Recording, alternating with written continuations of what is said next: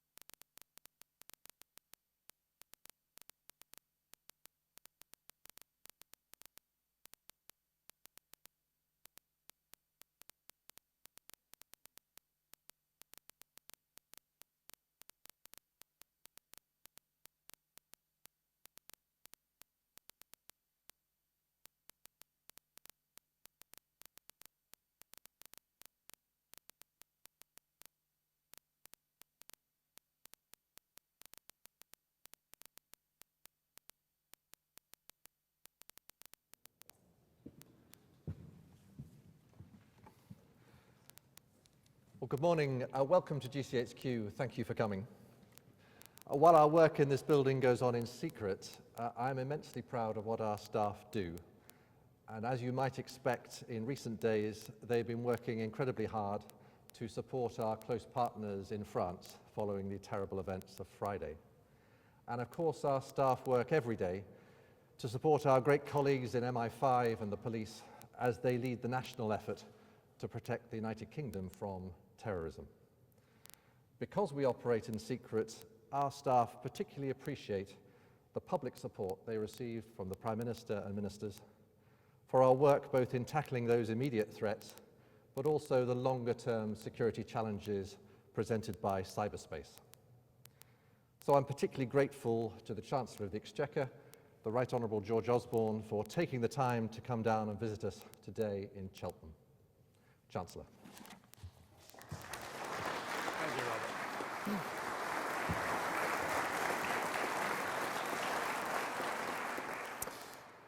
Well, thank you, Robert. And let me too start with a few words about the heartbreaking events that unfolded in Paris on Friday evening. This was an assault not just on the people of France, but on all of us who value freedom and democracy. We stand with the people of France. We know that we must act as one, just as our enemies see us as one. As David Cameron has said, we will do everything we possibly can to help the French at this moment of national trauma, and that includes making available to them the sharpest of our own national capabilities, which includes the skills and capabilities here at GCHQ. Before the dreadful events of the weekend, we'd already indicated that we would be increasing substantially the resources we dedicate to countering the terrorist threat posed by ISIL. The Prime Minister has made clear that across the agencies, a further 1,900 staff will be recruited to keep Britain safe from terrorist attack. This was already going to be an important outcome of the spending review that I'll announce next week. What has unfolded in Paris has reminded us all that it's a vital one too. And as the threat develops, we will need to make sure that our capabilities develop to match it. Following what happened to the Metrojet flight from Sharm, the Prime Minister has announced that we will be doubling the amount we spend on aviation security. And the answer is not just in more resources, but in ensuring that those who keep us safe have the right legal framework that allows them to do their job while preserving the values and the freedoms which we are so determined to defend. And through the Investigatory Powers Bill, the Government and Parliament will make sure that the security agencies and the police have the powers they need to access vital intelligence about the intentions and the activities of those who wish us harm. Now, this determination to confront threats against our country is at the heart of what you do here at GCHQ. And to the men and women of GCHQ in this audience, I say this. The TV cameras today will not show your faces, and the public will never know your names. But you are the unsung heroes who never get the recognition you deserve by the dint of the sort of work that you do. But you work day and night to keep us safe, and I want to thank you. And one of the ways you keep us safe is by tracking terrorist groups and collecting the information we need to stop those attacks. Our intelligence agencies historically disrupt around one terrorist plot a year, but this year you have prevented 7 such plots. So let me thank you on behalf of the British people. And I also want to thank those in the audience who are here because you are partners in keeping Britain safe in cyberspace.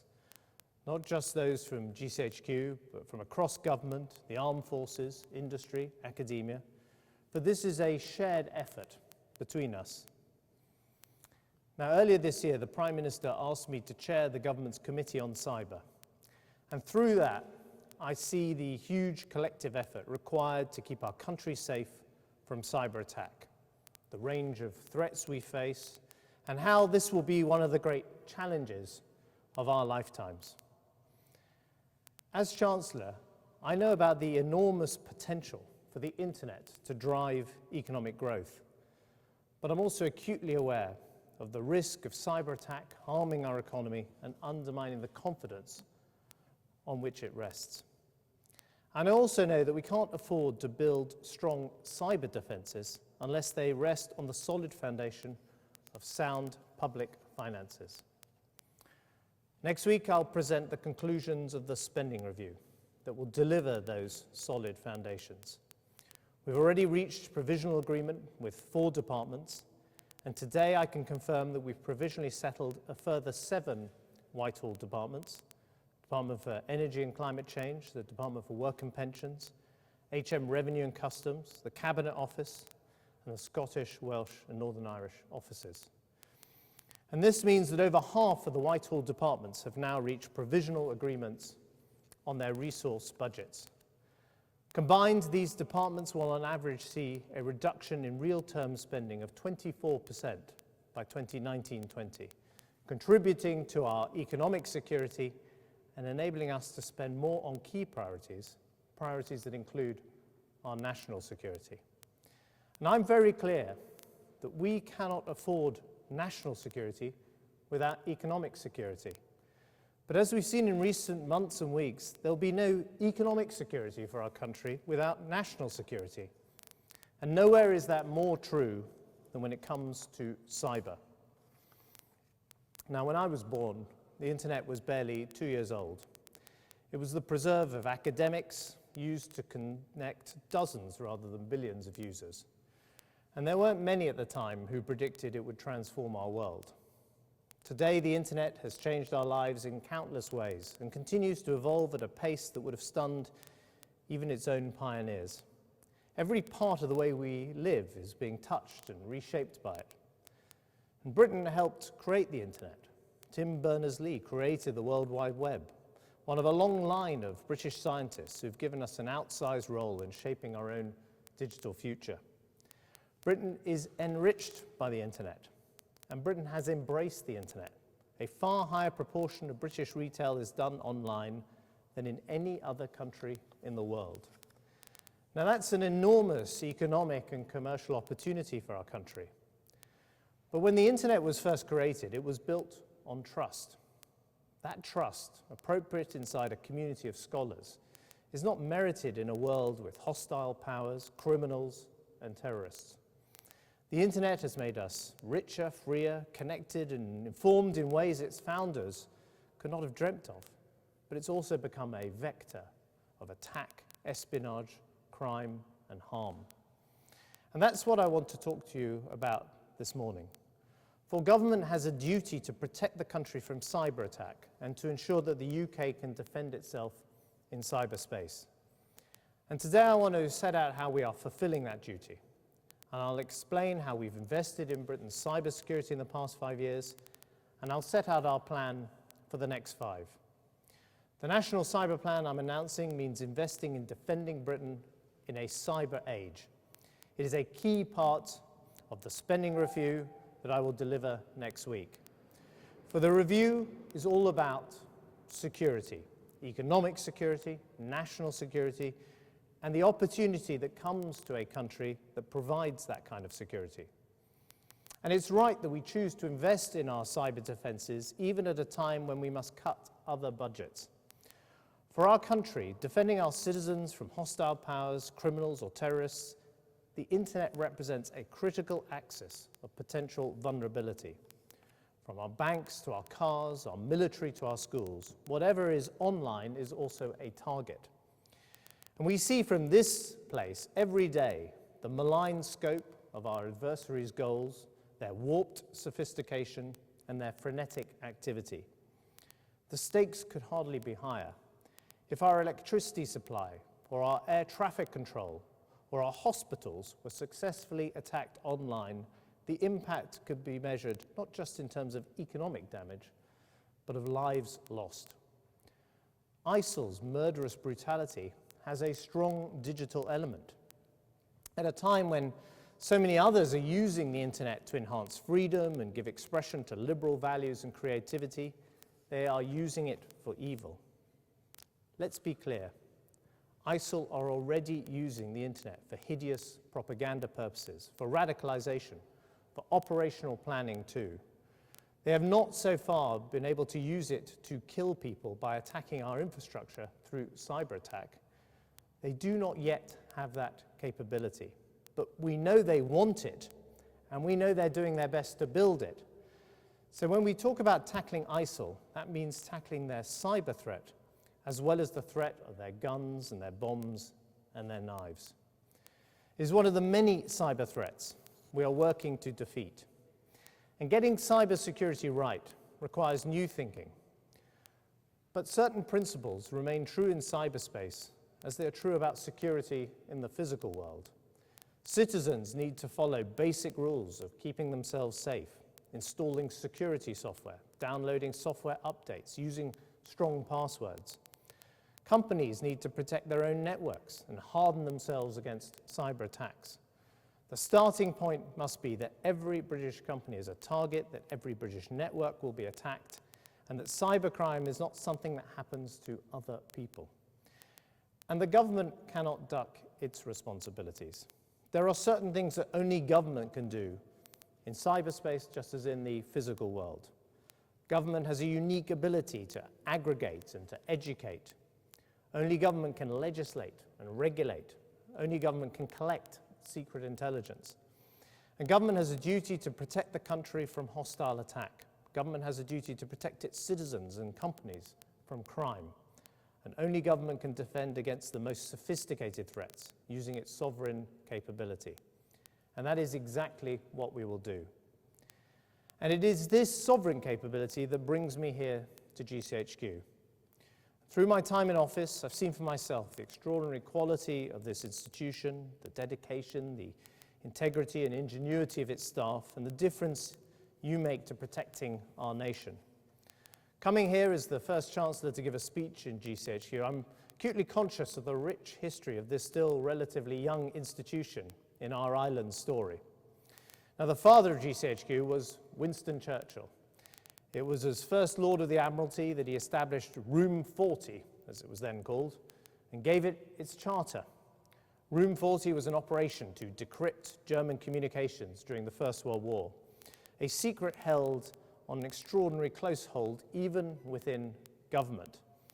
And it circulated its intercepts on pieces of paper called flimsies.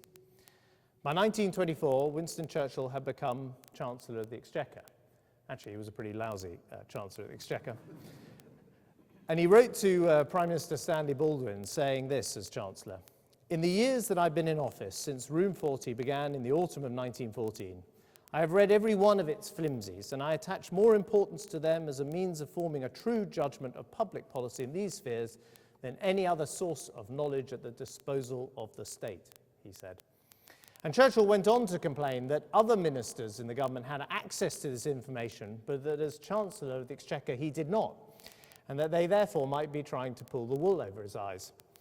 Now, some things have changed since those days. As a member of the National Security Council, I see the crucial role that the information produced by GCHQ can play in the conduct of government and of war.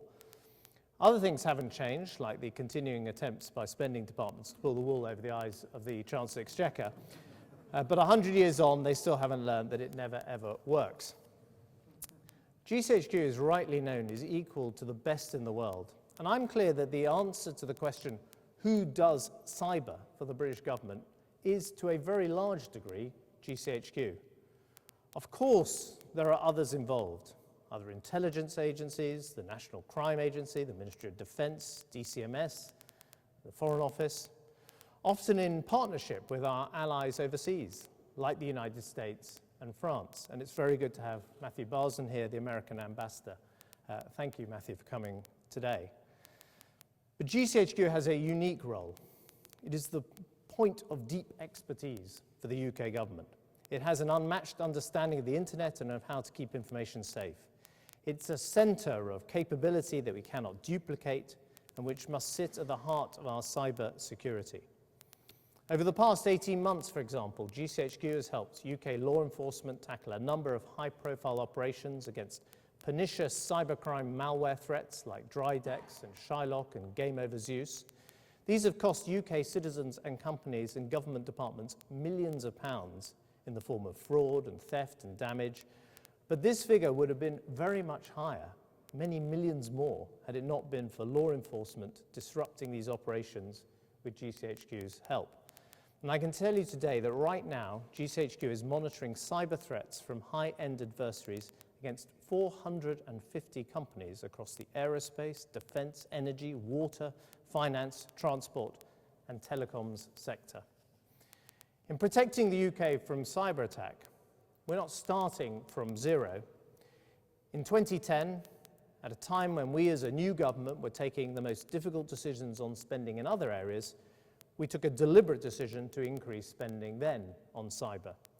We set up the National Cyber Security Programme and funded it with £860 million. And for the past 5 years, we've been creating and enhancing the structures and capabilities that Britain needs to defend itself in cyberspace.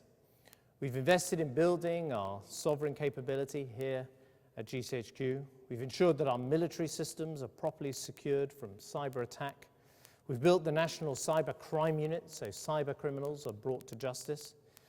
We've established the Computer Emergency Response Team for the UK and the Cyber Information Sharing Partnership, so companies can share what they know. We've developed clear guidance for businesses, including the Cyber Essentials Scheme, which already has over 1,000 companies accredited to it. We've launched a series of cyber risk reviews for companies in the critical national infrastructure to identify vulnerabilities that could then be addressed. And we've built cybersecurity into every stage of the education process. We've established Cyber First and cyber apprentices to make sure that we get the talent we need coming into the field. And we undertake exercises so we know what to do when there is a serious cyber incident. Indeed, one such exercise took place just last week. Resilient Shield, it was called, a joint UK-US exercise across our financial sector. So I want to thank all of those who, over the last 5 years, have brought us to where we are today. We've built a world-class range of tools and capabilities that Britain needs to stay safe from cyber attacks, and we're widely regarded as top or near top in the world. But nice though it would be to sit on our laurels, the truth is that we are not where we need to be yet. We are not winning as often as we need to against those who would hurt us in cyberspace. The truth is we have to run simply to stand still. The pace of innovation of cyber attack is breathtakingly fast, and defending Britain means that we have to keep up. And at the heart of cybersecurity is a painful asymmetry between attack and defense. It is easier and cheaper to attack a network than it is to defend it. And the truth is that this asymmetry is growing. A few years ago, mounting a sophisticated cyber attack meant having all the skills that each stage of the attack required, from gaining access to the network to designing the payload that was going to go into it. But in the past few years, an online marketplace has developed, which means all the elements of an attack can now be bought and assembled from the computer of anyone with the money to pay for it. The barriers to entry are coming right down, and so the task of the defenders is becoming harder. And all this is reflected in the cyber breaches that we see reported with increasing frequency and increasing severity. Last summer, GCHQ dealt with 100 cyber national security incidents per month. This summer, the figure was 200 a month. Each of these attacks damages companies, their customers, and the public's trust in our collective ability to keep their data and their privacy safe. Imagine the cumulative impact of repeated catastrophic breaches, eroding that basic faith in the internet that we need for our online economy and our social life to function. And as a nation determined to live within our means, we are facing painful choices and the hardest of decisions. You will see that next week in the spending review. But the Prime Minister, my colleagues at the top of government and I have decided that we have to make a top priority of cybersecurity if Britain is to be able to defend itself now and in the future. And today I'm announcing a plan to do precisely that. It is a bold, comprehensive plan that will give Britain the next generation of cybersecurity and make Britain one of the safest places to do business online. It will give our companies and our citizens confidence that their cyber safety is being properly protected.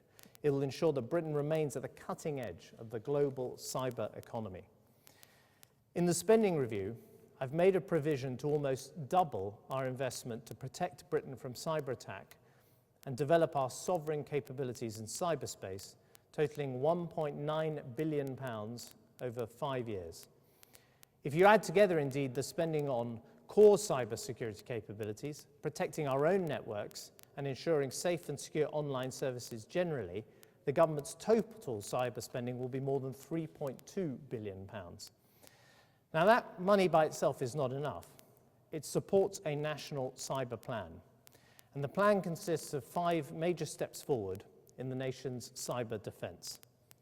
First, active defence. The most fundamental thing we need to do is to defend ourselves online, and we're developing a series of measures to do it more actively. We'll be stepping up our efforts to disrupt the criminal marketplace and making sure that those committing cyber crimes against our citizens and companies will be brought to justice. We'll be boosting the capabilities of the National Cyber Crime Unit so that, in partnership with their counterparts around the world, they attack the assumption among too many that cybercrime is risk-free, comes with little risk of consequences. We'll introduce stronger defences for government systems. We will aggressively defend our public services from cyber attack by installing capabilities that can detect attacks, find out where our services are vulnerable to attack, and fix them. We will introduce a cross-government IP reputation service, warning government websites when they try to do business with known bad addresses. We've already done this with HMRC and saved £40 million on fraud with a £1 million investment. But we can go further. Internet service providers already divert their customers from known bad addresses to prevent them being infected with malware. We will explore whether they can work together with our help to provide this protection on a national level. Now, we cannot create a hermetic seal around the country. Indeed, it wouldn't be in our interests to have one. But with the right systems and tools, our private internet service providers could kick out a high proportion of the malware in the UK internet and block the addresses which we know are doing nothing but scamming, tricking, and attacking British internet users. Let us try to get to the point where all the internet service providers will, as a matter of routine, divert known bad addresses. By doing so, we could fundamentally alter the economics of cybercrime against UK citizens and UK businesses. Second, as part of the National Cyber Plan, we need to address the alphabet soup of agencies involved in protecting Britain in cyberspace. As the threat has emerged, so have they. And now we need to bring more coherence to our efforts so that businesses know there is a single place they can go for advice and for help. Today I can announce that in 2016 we will establish a single national cyber centre which will report to the director of GCHQ. The centre will be a unified source of advice and support for the economy, replacing the current array of bodies with a single point of contact. The centre will make it easier for industry to get the support it needs from government and make it easier for government and industry to share information on the cyber threat that is required that we need to deal with to protect the UK. Reporting to GCHQ will mean the centre can draw on the necessarily secret world-class expertise within this organisation, but the centre will also have a strong public face and will work hand in hand with industry, academia, international partners to keep the UK protected against cyber attacks. And over time, we will build several important capabilities in the new centre. It will give us a unified platform to handle incidents as they arise, ensuring a faster and more effective response to major attacks. And we'll build in the National Cyber Centre a series of teams expert in the cybersecurity of their own sectors, from banking to aviation, but able to draw on the deep expertise here and advise companies, regulators, and government departments. Now, building the National Cyber Centre will be a hugely ambitious and important undertaking that reflects this government's commitment to making the UK secure in cyberspace. The third part of the plan is about the most important raw material, skills. We will never succeed in keeping Britain safe in cyberspace unless we have more people with the cyber skills that we need. This year's Global Information Security Workforce Study estimates that the global cyber security workforce shortage will widen to 1.5 million people by 2020. If we don't act decisively, the skills gap will grow, limit everything we want to achieve in cyberspace. So we will launch an ambitious program to build the cyber skills our country needs, identifying young people with cyber talent, training them and giving them a diversity of routes into cyber careers. Training the next generation of coders is vital, both for our economy and our security. Today I can announce that as part of the spending review, we'll be running a £20 million competition to open a new Institute of Coding to fill the current gap in higher education and train the next generation in the high-level digital and computer science skills that we need. We'll invite bids, including joint bids from our universities, businesses and others who have the innovative ideas to bring these proposals to life. As all of you who work in the sector know, what is needed are specific cybersecurity skills, building on particular talents. And we need to tackle this problem on a number of fronts, including in our universities. But we need to make sure there are other routes into the cyber workforce. So we will build higher and degree-level apprenticeships in key sectors, starting with finance and energy, and we'll create a retraining program for highly skilled workers who want to move into cyber. And most ambitiously, we'll be rolling out a major program for the most talented 14 to 17-year-olds, involving after-school sessions with expert mentors and challenging projects and summer schools, where those on the scheme can see where their cyber skills can take them. It's modelled on a hugely successful Israeli program, and this scheme will help us draw on the great hidden talent in our classrooms and bring on our nation's cyber potential. Of course, we need not just great skills, but great British companies as well. If Britain is to be a world leader in cyber and stay at the cutting edge of cyber technology, we need the innovation and the vigour that only these companies can offer. We need to create a commercial ecosystem in which cyber startups proliferate, get the investment and the support they need, and help to win business across the world. We need an ecosystem in which our best people move in and out of institutions like this one, bringing the best minds and the deepest expertise into the private sector and the latest innovation back into government. We need an ecosystem in which great ideas get translated into great companies. So the fourth element of the plan is to set up programs to support the best cyber startups, excellent British companies like Glasswall, Garrison, Digital Shadows, Titania, who I'm glad to see are all with us here today. And I'm also glad there's so much happening already in this space. We have the founders of Cyber London with us today, and I'm delighted that Paladin Capital has just announced it's establishing a dedicated cyber fund in the UK. We can be proud that they have chosen London as its base. And we will build on this energy. We will help commercialise the extraordinary innovation in our universities. We'll provide training and mentoring to our cyber entrepreneurs. We'll be establishing 2 cyber innovation centres, places where cyber startups can be based in those crucial early months, which will become platforms for giving those startups the best possible support. I've talked before about an arc of cyber excellence, stretching from this building through Bristol and Bath to Exeter, to make the southwest of England a world leader in cybersecurity. And today I can announce that one of the 2 innovation centres will be here in the southwest of England in Cheltenham, reflecting the extraordinary talent in this place and our aspiration that this talent should help drive our commercial cyber sector. And government can itself provide a huge boost for British cyber startups if it can be smart enough to marshal its procurement in a coherent way. This should be a win-win. Our cyber startups need endorsement, investment, and first customers. And government, from our military and GCHQ to the government's digital service and the National Health Service, need to be able to procure excellent cybersecurity hardware and services. So I can also announce today that we'll create a £165 million Defence and Cyber Innovation Fund to support innovative procurement across both defence and cyber security. And it will mean that we support our cyber sector at the same time as investing in solutions to the hardest cyber problems the government faces.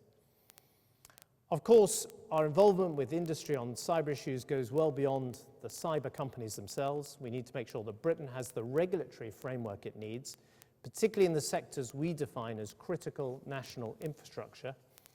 If the lights go out, the banks stop working, the hospitals stop functioning, or government itself can no longer operate, the impact on society could be catastrophic. So government has a responsibility towards these sectors, and the companies in those sectors have a responsibility to ensure their own resilience. Of course, any new regulation will need to be carefully done, light enough and supple enough that it can keep up with the threat, so it encourages growth and innovation rather than suffocates it. Our vulnerability as a nation in cyberspace goes well beyond the critical national infrastructure, however. The impact of last year's attack on Sony should be a warning to anyone who thinks that such attacks are just a matter for the companies concerned. We have a collective interest in the cyber defences of individual companies across the British economy. The experience in the last month of TalkTalk shows how cyber attack can suddenly go from a theoretical risk to a massive business cost. And we'll work with businesses across the economy to ensure that they have the right defences in place. Now, all of this sets out what we'll do to establish the strongest possible defences for Britain. But that leads me on to the fifth and final part of our plan. Strong defences are necessary for our long-term security, but the capacity to attack is also a form of defence. And if we are to tackle the asymmetry between attack and defence, then we need to establish deterrence in cyberspace. We need to not just defend ourselves against attacks, but rather to dissuade people and states from targeting us in the first place. Part of establishing deterrence will be making ourselves a difficult target so that doing us damage in cyberspace is neither cheap nor easy. Part of establishing deterrence will be building global norms so that those who do not follow them can be called out and shown to be acting outside the boundaries of acceptable behaviour.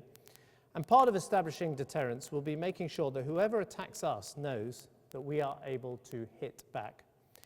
We need to destroy the idea that there is impunity in cyberspace. We need those who would harm us to know that we will defend ourselves robustly and that we have the means to do so.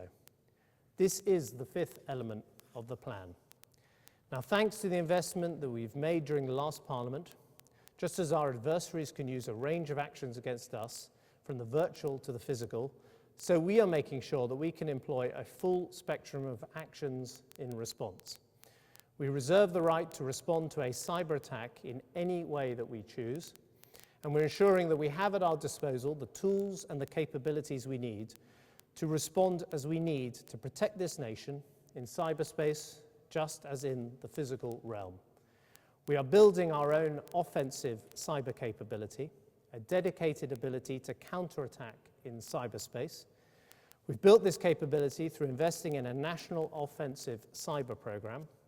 The program is a partnership between the Ministry of Defence and GCHQ, harnessing the skills and talents of both organisations to deliver the tools, the techniques, the tradecraft required for the UK to establish a world-class capability.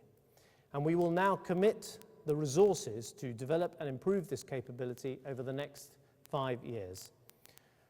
The threats to our country in cyberspace come from a range of places, from individual hackers to criminal gangs to terrorist groups and hostile powers. To all of them, I have a clear message. We will defend ourselves, but we will also take the fight to you. And we're increasingly confident in our ability to determine where attacks come from. We're stepping up not just the means of defence, but also the means to ensure that attacks on Britain are not cost-free. And to those who believe the cyber attack can be done with impunity, I say this: that impunity no longer exists.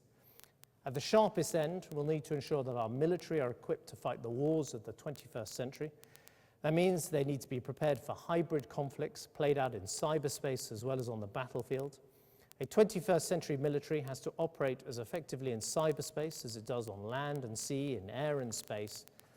Our commitment to spending 2% of GDP on defence means we can invest in a military that is cyber-trained, cyber-secure, cyber-enabled, with the ability to fight in every domain of future conflicts.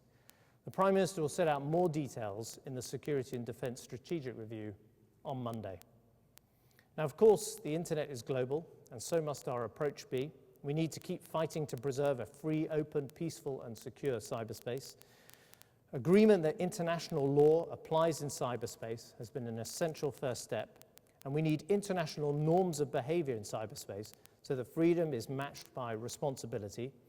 Norms like working together to prosecute those who commit illegal acts online, like not deliberately allowing territory to be used for internationally wrongful acts, like not illegally preventing critical national infrastructure from delivering essential services to the public. We do all this by creating the strongest possible alliance of like-minded states that share our vision. And we'll do this by showing to those that have a different view of the internet that our approach can bring us all benefits, just as we've done by encouraging Huawei to invest safely in the UK through a partnership with GCHQ. We need our police forces to work together to ensure that less and less of the world is a hiding place for cyber criminals. We need to help our partners develop their own cybersecurity. As we share a single cyberspace, we collectively become stronger when each country improves its own defenses. For the past 5 years, we've been investing in the cybersecurity of our partners as well as our own security. And we've helped establish the outstanding Global Cybersecurity Capacity Centre in Oxford. In the coming years, we'll step up these efforts, mindful that we're all bound together in cyberspace.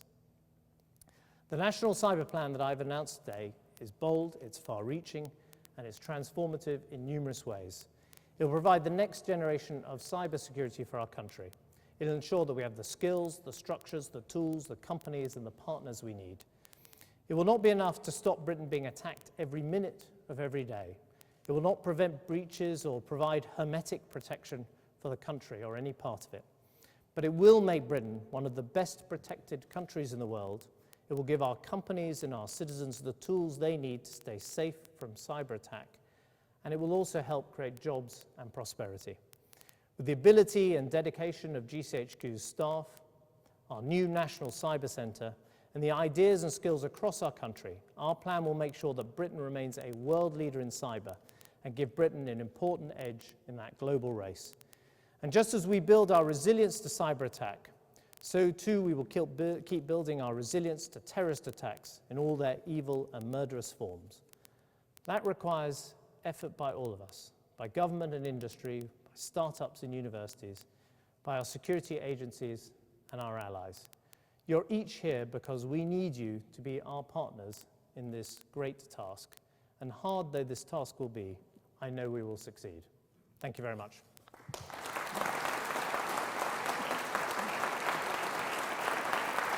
Thank you.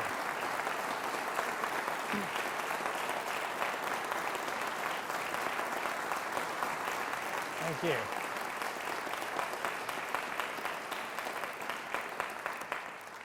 Thank you very much, and again, thank you for coming. Let's take some questions. I know there's some companies here. I know we've also got people from the media here, so let's take a range of questions. Let me take the lady in the front, second row here. I'm Nicola Whiting from Titania.com. Hackers see our business not as a business but as an IP address to attack. And we're incredibly grateful for the Cyber Essentials scheme, which has helped us defend our business, defend our livelihood, and help others defend their livelihoods that we interact with. Is the government committed to this and other schemes similar to it in going forward? Well, I think what you demonstrate is that economic security and national security are not two separate things. Of course, previous generations knew that, and we know that. And the new national security threat comes from cyber, and it targets our companies and can do huge damage to those companies and also cause great concern amongst the population about their privacy and their ability to buy things online safely and the like. Now, the Cyber Essentials program has been, in a sense, a certification process where GCHQ works with companies and says, you've installed some important cyber security here, and we recognize that these are tools required to give you a fairly sophisticated level of protection. It doesn't give you complete protection, but it certainly deters and prevents some of the more basic attacks. So it's a great scheme, and we want it absolutely to grow and continue. 1,000 businesses have taken part in it so far, but there are many thousands more businesses in this country. So it's part of that partnership, it's part of the plan. Working with business is going to be absolutely essential if we're going to get this right. Let me take another question. Gentleman there at the end. Richard Galpin from BBC. I just wonder, how can you justify doubling the expenditure on cybersecurity when at the same time you're planning to make absolutely swinging cuts to the police forces around the country who are absolutely on the front line of keeping the British people safe? Well, look, what I would say is we are determined as a government to protect our national security and deliver a safe environment for our citizens. That means taking the fight to terrorists, and we're protecting the counter-terrorism budget. It means defending ourselves in cyberspace, and today I'm showing how we're stepping up the fight against those who wish us ill and harm online. It also means making sure we've got great community policing, and the police reforms of recent years have meant there are more neighbourhood police officers and crime has come down. I don't think Britain has to choose between having sound public finances and great public services. They go hand in hand, and if you don't have economic security, if you don't have sound public finances, you can't provide any kind of security in your country, economic or national. And that's what the spending review is going to do, make sure it provides economic security, national security, and that includes security in the new domain of cyberspace. Let me take another question. Gentleman there. Thank you. Good morning, Chancellor. Lewis Vaughan-Jones, ITV News. What evidence do you have you seen, that ISIS do aim for these cyber attacks that you've talked about, or is actually the link here a bit tenuous? And what do you think ISIS want to attack? Well, first of all, we know that ISIL use the internet for their foul propaganda purposes. We're all painfully aware of that. We also know that they use the internet for attempting to radicalize people in our own country. And we know they use the internet and other forms of digital communication to try and coordinate attacks on this country. But ISIL have themselves announced an intention to mount cyber attacks on the West. This is something that they have themselves said, and it's something that has been acknowledged by Western governments like the US government. Now, what I said very carefully in my speech was, we don't think they have that capability today, but we know they're trying to acquire it. We know the capability is increasingly easy to acquire because you don't need the technical abilities to do it. You need the money to buy the capability on the dark web. And I think it would be extraordinarily naive of anyone to believe that this terrorist organization, or indeed other terrorist organizations and criminal gangs, don't want to develop this technology and deploy it against us. So we need to move now. We need to protect ourselves now against this emerging threat, as I say, an emerging threat that can be bought on the marketplace of the internet, and make sure that the security we provide to our citizens is not just the physical security on our streets and against the kind of horrific attacks we saw in Paris, but the kind of invisible attacks you might see through cyberspace that could also have devastating consequences, not just for our economy, but also on people's lives, because it can attack our critical national infrastructure, like our financial systems and our utilities and our public services. Let's have another question. Svenja. Svenja O'Donnell from Bloomberg. Chancellor, just to pick up on the point my colleague from the BBC was making, does this renewed focus on security, you say you'll give in next week's spending review, would perhaps translate to the Home Office being given a little bit more leeway in its budget? And can you guarantee that we may see some shoring up, or at least no cuts in services such as border controls or indeed policing? Well, even before the horrendous attacks in Paris, we had put our country's national security at the heart of this spending review. I had already made the announcement that we were going to spend 2% of our national income on defence. We had already made the decisions to protect our counter-terrorism budget. We'd already made the decisions to increase the spending we make on our security services and counter-terrorism policing efforts. So we had made these decisions, and I would say that, of course, you're now hearing about them in speeches like this one today and the Prime Minister's speech last night, but these were decisions taken before what happened on Friday night. I would say Friday night merely reinforces the need for us to continue to protect ourselves And as I say, we shouldn't have to choose in this country, because I think it's a false choice, between sound public finances and great public services, including our police and intelligence services, because it's not a choice. If you don't have sound public finances, you have no economic security, you can't afford your national security, and your country is in crisis. You know, that's a world we've come out of as a country, and I'm determined to now finish the job and fix the roof in this country so that we can go on providing great public services, including great security services for our country. Thank you very much for coming along today. Thank you.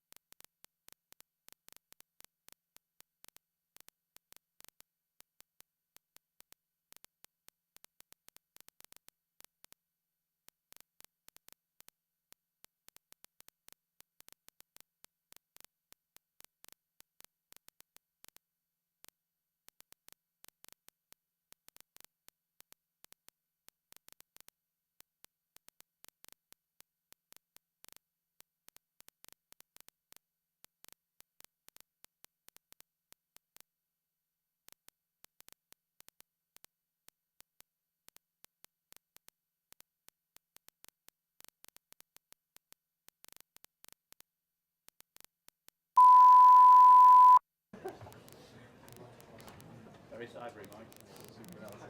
What colour's on it? Sorry?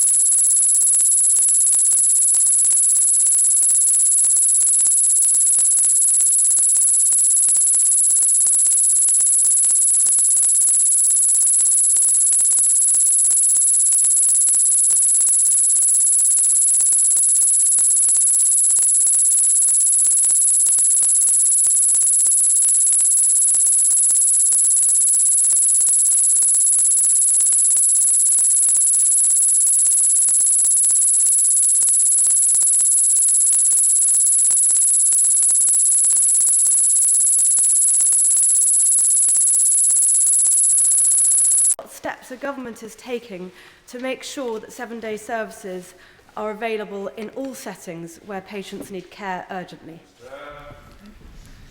My honourable friend's point is extremely well made. 7-day NHS will only operate if it works across all areas of care, and that's why it is part of the wider vision that we have for the NHS to see a local integration of care and health services.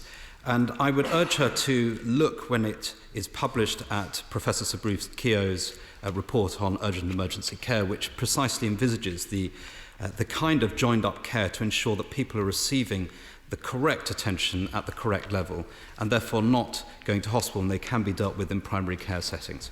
Nick Thomas-Symonds. Thank you, Mr. Speaker. The Friday before last, a government minister stood at that dispatch box and talked out my private member's bill, the off-patent drugs bill, which would have provided a mechanism to improve clinical outcomes by making repurposed drugs more consistently available across the country. The Minister also said that there was an alternative pathway the government would be considering. Could the Minister set out what that pathway is and when it would be implemented? Well, my honourable friend, the Life Sciences Minister, who I'm sure the honourable gentleman knows is fully committed to the ambition which his bill proposed, feels that the mechanisms do not work, but has set up a working party to ensure that the ambition could be taken forward. And I know that he would welcome a full engagement with the honourable gentleman in order to make sure it happens. Mr. David Tredinnick. Mr. Speaker, if we're to improve patient clinical outcomes, surely we need to look more at patient experiences, because according to BMJ, only 11% of 3,000 treatments looked at in clinical trials were proved to be beneficial, with 50% of unknown effectiveness. And shouldn't, now that the Society of Homeopaths is regulated by the Professional Standards Authority, we spend more than a paltry £100,000 a year on homeopathic medicine in the health service? The Department's position, despite repeated questioning from my honourable friend, is consistent on this and remains the same. As I've often had cause to observe, repetition is not a novel phenomenon in the House of Commons. Mr. Philip Hollowbone. In Northamptonshire, 80% of end-of-life patients die in hospital, whereas 80% of end-of-life patients want to die at home, assisted by the hospice movement. I've discovered that the GPs are ticking the end-of-life box on the Quality Outcomes Framework form, but that information is not being automatically passed to local hospices. What can the department do about that? My honourable friend has raised a terribly important matter, and clinical outcomes can only be assessed in a complete sense if it includes end-of-life care for those for whom there is no clinical outcome in the commonly received understanding of the word. If that is what is happening in his CCG area, it is unacceptable. And I would point him in the direction of the work the government is doing in terms of a paperless NHS, so precisely the kind of bureaucratic muddle which he has identified does not occur any further. Joe Churchill. Question number 7, Mr. Speaker. Mr. Speaker, the Genomics England project, launched by my right honourable friend the Prime Minister, has electrified the global life and health science community. We are the first nation on earth to commit to sequence 100,000 entire genomes of NHS patients and combine with patient records to unlock NHS and UK leadership in the fast emerging field of genomic medicine, focused initially on rare disease and cancer. I'm delighted to report we have 5,000 patients' genomes fully sequenced, 11 NHS genomic medicine centres set up. We've identified first diagnostics and treatments for some rare diseases. 2,500 researchers are involved in the project. The cost of sequencing a genome has fallen from 5,000 to 1,000. And importantly, NHS England are now setting the international standard on the ethics and patient consent in genomic medicine. Joe Churchill. Thank you, Mr. Speaker. Would the Minister agree with me that the world-leading Genomics England will deliver personalised and patient-centred revolution to modern healthcare by combining the talent of global companies such as AstraZeneca alongside UK-based companies like Congenica in my region of the country, not only to the benefits of patients with cancer and other rare diseases,